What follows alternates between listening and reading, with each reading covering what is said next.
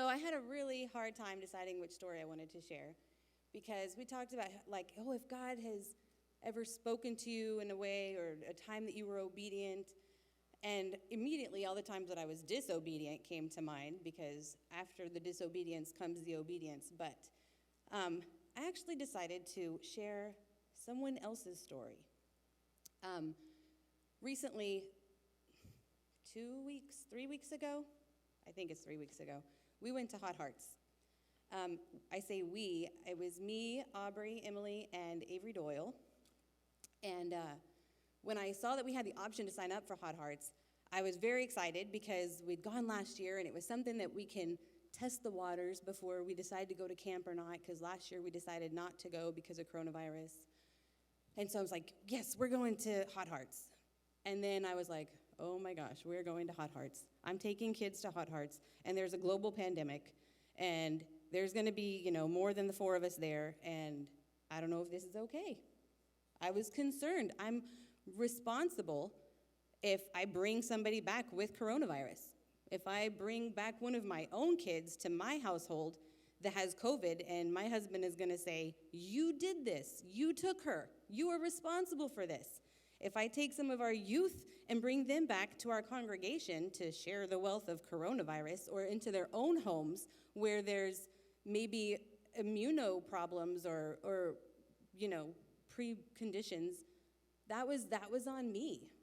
And I was immediately like, well, God, there is coronavirus, and I don't know if I want that responsibility. Or Aubrey has asthma, and if she comes home and she's sick and she looks at me miserable, and I know that I took her and I am responsible for that, what do I say? What do I say to my husband? What do I say to my church?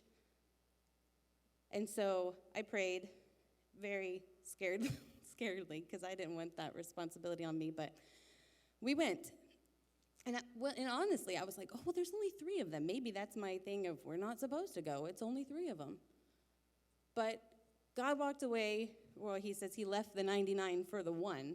So if he's only taking 3 of them to Hot Hearts, he knows exactly those 3 that he's called to go and why he wants them there and the message that he's going to give to them.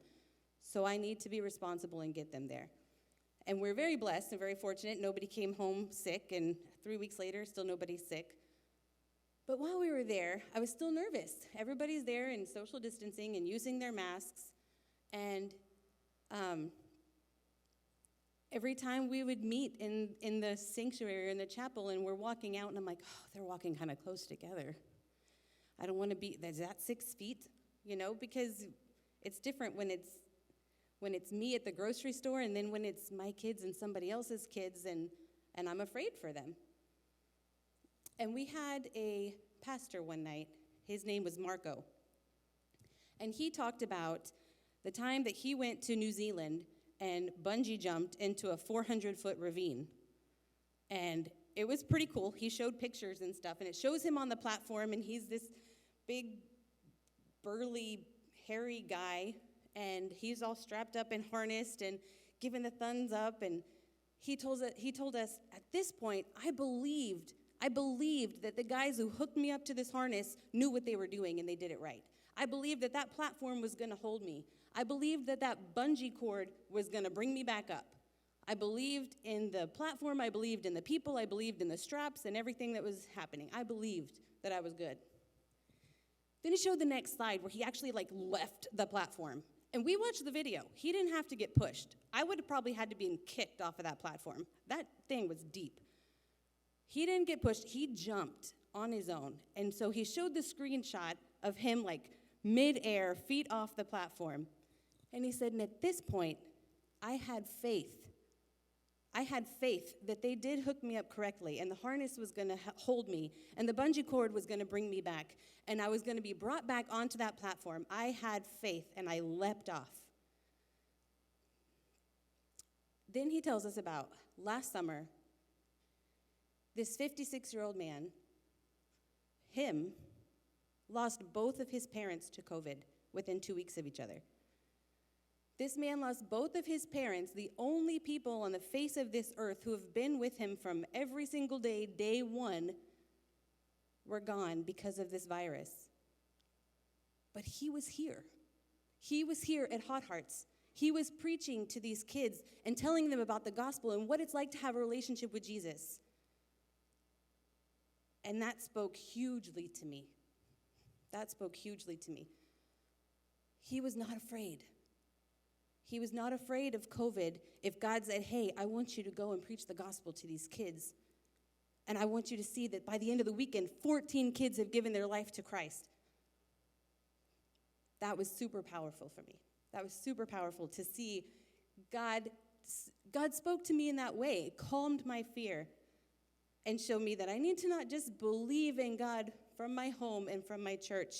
Yes, I'm going to be the youth director, and I'll just check them and say, hey, guys, we missed you, and I hope that I understand why you're staying home, and I hope you're well. But to encourage them to have faith. And guys, we're going to walk through this together. We're going to go to Hot Hearts together. We're going to go to camp together. We're going to seek Christ together. So with that, I want to leave you with two scriptures.